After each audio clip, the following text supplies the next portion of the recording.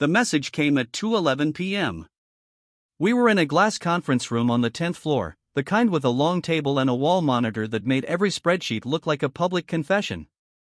I was halfway through a quarterly variance report, listening to someone explain a risk model I'd already read twice, when my phone buzzed one vibration, sharp against the tabletop. Unknown number. I didn't flip the screen over like I usually did in meetings. I just glanced down, expecting a package notification or a spam call I could ignore later. 8 words sat there, blunt and perfectly spaced. Your wife is at the Hilton. I chose flowers over a confrontation. I read it once. Then again, slower, like repetition might change the meaning. My face stayed neutral. That was the strange part. No heat rush. No widened eyes. Just a quiet sensation in my chest, like a load-bearing beam had shifted and the building decided not to collapse yet, not in front of witnesses. Someone across the table asked if I could pull up the latest figures for policy cancellations. I nodded, set the phone face down with my thumb still resting on the edge, and opened the file they wanted. My hands didn't shake. My breathing didn't change. I didn't excuse myself. I didn't ask anyone to repeat what they'd said. I kept my posture, kept my expression, kept my role. But the normal order of things, my wife's name in my calendar, the shared grocery list, the small assumptions that made life feel stable, split open in a clean, silent line. Like glass under pressure. And I knew, in the same calm way I knew when numbers didn't balance, that something had just moved from possibility into fact. My name is Evan Brooks. I was 38 at the time, a financial auditor at a mid-sized insurance firm in Austin. Numbers were my native language. Not the abstract kind, but the practical ones, patterns, variances, things that didn't reconcile unless you forced them to. I'd built a career on noticing what others skimmed past, on understanding that most problems announced themselves quietly before they ever became loud. From the outside, my marriage to Lily looked organized, even dull. Morning coffee at the same time every day. A shared digital calendar that synced automatically. Grocery lists that updated in real time. We weren't dramatic people. We didn't fight in public, didn't post long captions about gratitude or struggle. We were the couple friends used as a reference point when they said things like, "You two really have it figured out." Lily was a brand manager at a growing tech company, the kind that used words like disruption and alignment without irony. She was good at it. Strategic, articulate, polished in a way that made executives listen. I admired that about her. I liked being married to someone competent. It made our life feel intentional, built rather than accidental. About a year before the message, her schedule started to change. More travel. More off-site meetings. Strategy sessions that ran late and bled into dinners I reheated alone. She bought new clothes that were sharper than her old work wardrobe, still professional, but with an edge I hadn't seen before. She switched to a different rideshare app because it was better for work expenses. Small adjustments, all reasonable on their own. I labeled it career growth. That was the story that required the least effort. Ambition explains a lot if you let it. Weekends stayed routine. We still went to the same brunch place on Sundays, still talked about shows we half-watched, still discussed plans that lived comfortably in the future. There were no obvious fractures. No accusations. No unexplained absences that demanded confrontation. Just motion. And I had learned, over years of audits, that motion without transparency was where discrepancies liked to hide. After the message, small details stopped being small. They didn't announce themselves. They didn't demand attention. They simply refused to stay quiet. I noticed a separate bank card first. Not hidden, just unfamiliar. It showed up in a budgeting app one rarely checked anymore, tagged to an account I didn't recognize. The transactions were clean, evenly spaced, almost careful. Coffee near downtown offices. Parking garages I never used. Charges that suggested planning rather than impulse. Then there were the rideshares. Late afternoon pickups from addresses that didn't align with her calendar entries. Drop-offs near hotels that marketed themselves as boutique and executive friendly. Nothing outrageous. Nothing that screamed misconduct. Just enough distance between explanation and evidence to make them incompatible. Hotel charges followed. Always on days marked remote meetings or off-site strategy. I didn't need to dig for them. They were coded as business expenses, reimbursed without friction. Familiar merchant names repeated with a consistency I recognized from audit work. Patterns don't need volume. They need repetition. Her supervisor's name surfaced next. Ryan Cole. I'd heard it before, casually, in the way you hear about someone who exists only in the margins of your life. Now it appeared in expense trails more often than in conversation. Shared meals. Shared travel days. Parallel schedules that never quite overlapped on paper. What changed wasn't the information. It was me. I didn't act. I didn't confront. I didn't ask indirect questions designed to test reactions. I stopped inventing explanations. That was the shift. The end of narrative protection. Every time my mind reached for a benign story, career acceleration, networking demands, corporate culture, I let it fall apart on its own. I didn't replace it with accusation. I replaced it with observation. There's a moment, in any investigation, when you stop hoping the numbers reconcile. You don't want them to fail. You just stop needing them to succeed. That was the moment I entered. I became quieter, but not colder. More precise. I listened without responding. I noted timestamps. I archived receipts. I let the shape of things reveal itself without interference. The tension wasn't emotional. It was structural. And once you see the structure, you can't unsee it.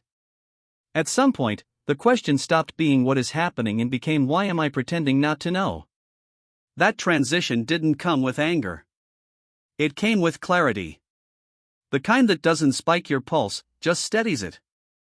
I accepted the version of reality I'd been avoiding, not dramatically, not with resignation, but with the same calm acknowledgement I used when an audit finding confirmed itself.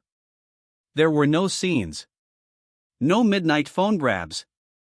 No sudden demands for transparency. I didn't need access to her devices. I didn't need a confession shaped to spare my pride. What I needed was accuracy. Something internal reset. The reflex to rescue the story dissolved. I stopped thinking in terms of saving a marriage and started thinking in terms of documenting a situation. The rules rewrote themselves quietly. Don't rescue, record. Don't argue, understand. Don't confront, confirm. That shift brought an unexpected sense of order. Emotion is loud, but structure is efficient. I understood that if I acted too early, I'd be responding to noise instead of signal. I'd spent years advising companies not to contaminate investigations with assumptions. I wasn't about to ignore that discipline now. That night, after Lily went to bed, I stayed up alone at the kitchen table. No dramatic lighting. No whiskey. Just my laptop, the low hum of the refrigerator, and the sense that I was stepping into a different role without anyone announcing it. I created a new spreadsheet. File name, variance. It wasn't poetic. It wasn't coded. It was accurate. Variance was the space between expectation and reality.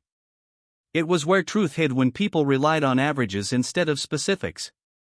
I didn't populate it yet. I just built the framework. Columns for dates. Locations.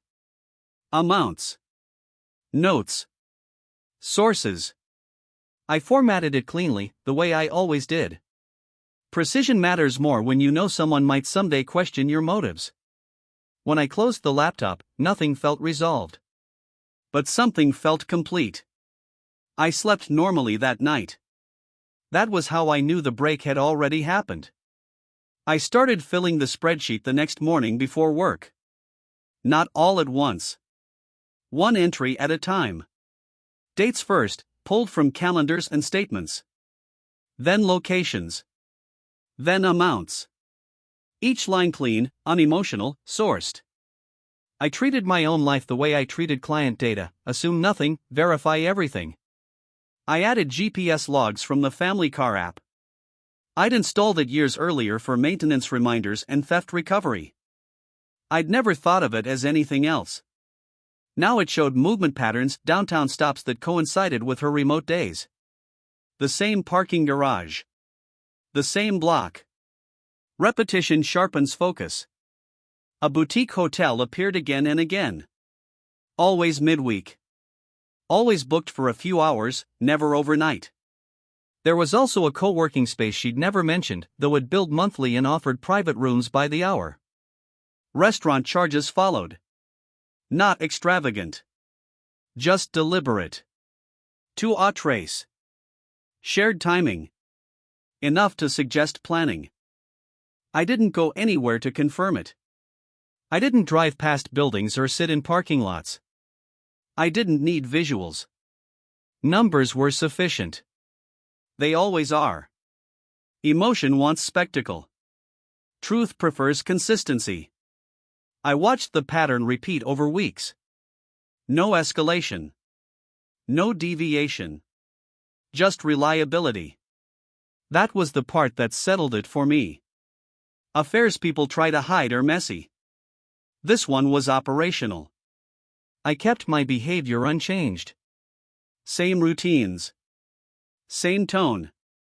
I listened when she talked about work without interrupting. I noted what she said and what she didn't. The spreadsheet grew quietly. Rows stacked. Cells filled. The tension came not from suspicion, but from precision. When you remove emotion, what's left is shape. And the shape was unmistakable.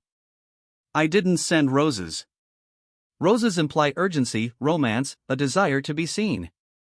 I sent white orchids instead, arranged clean and restrained, the kind used in corporate lobbies and private boardrooms.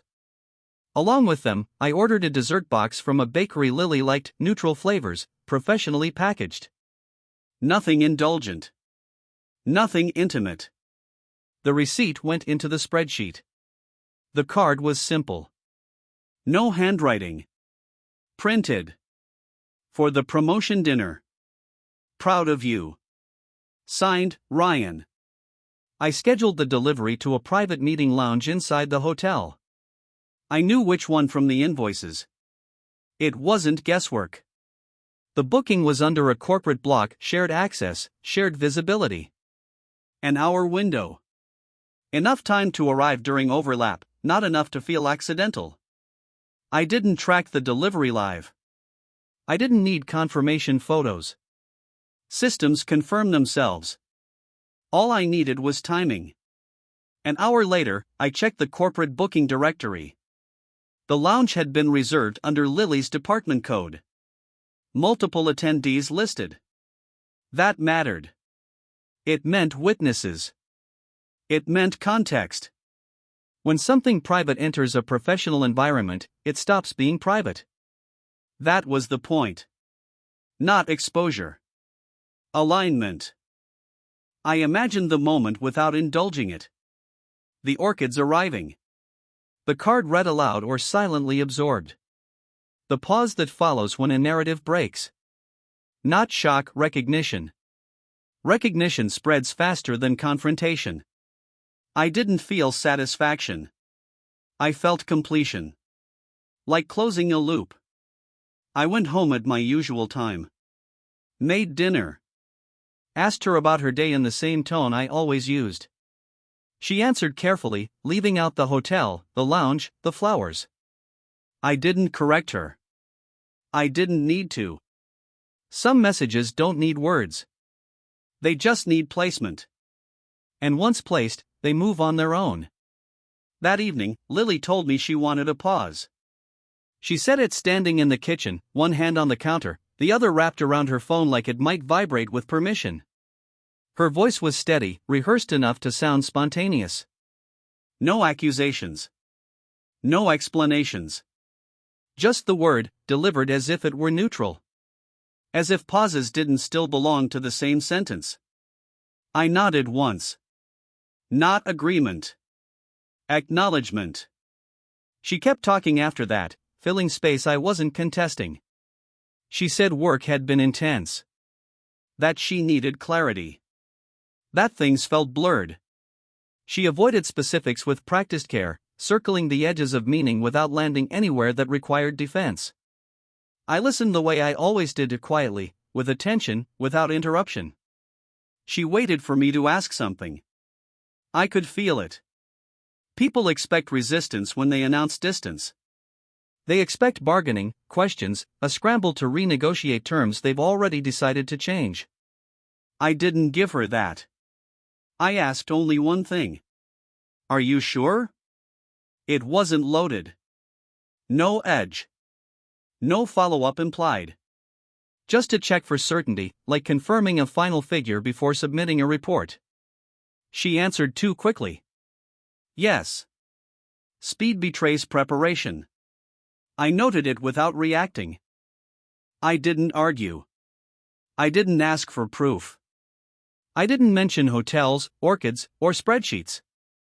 I didn't tell her what I knew or how I knew it. Information has weight. You don't drop it unless there's a reason.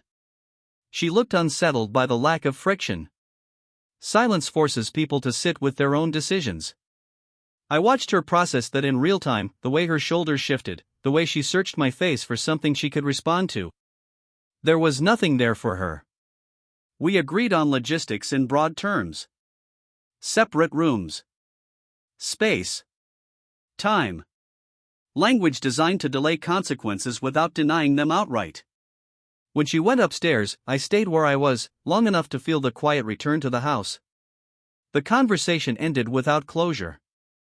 That was fine. Some things resolve better without commentary. After that, events moved without me. That was the strange relief of it.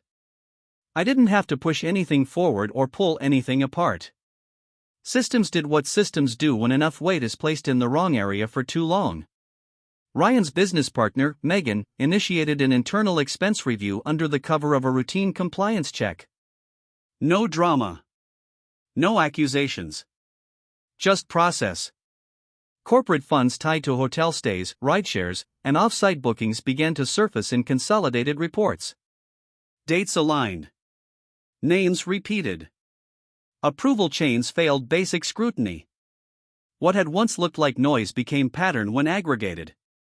Human resources opened a case. They didn't call it misconduct at first. They rarely do. They called it irregular use of company resources. Language designed to keep doors open while evidence stacks. Lily was interviewed twice. Ryan more than that. Their stories held until they didn't. Minor contradictions. Gaps in memory.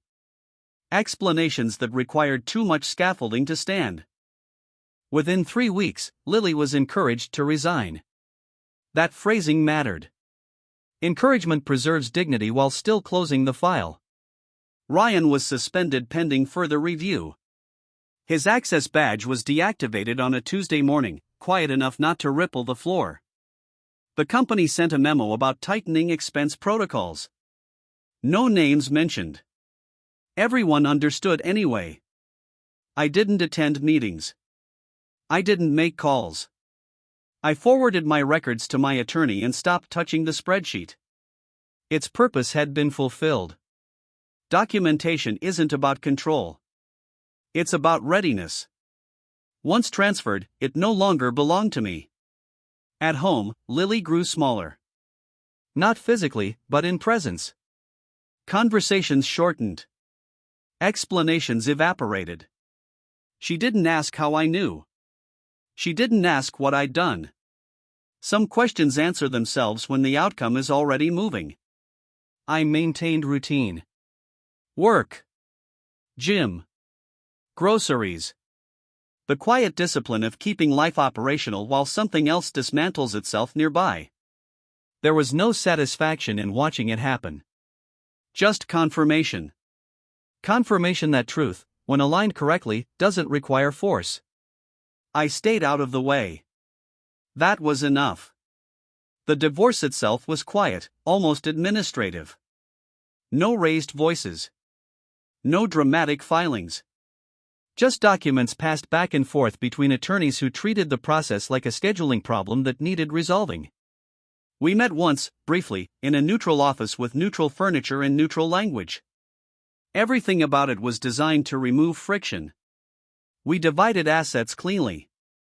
I kept the house. She kept half the savings. Retirement accounts were split by formula. No arguments over furniture. No sentimental claims disguised as principle. The agreement reflected exactly what it was, the orderly unwinding of something that had already stopped functioning. I didn't explain my strategy. Not to her. Not to anyone. There was no speech waiting inside me, no need to clarify motives or outline the sequence of events. Explanations invite debate. I wasn't interested in debate. She tried once, quietly, to reopen a conversation. Not about reconciliation, about understanding. She wanted to know when I'd known, how much I'd known, what I'd felt.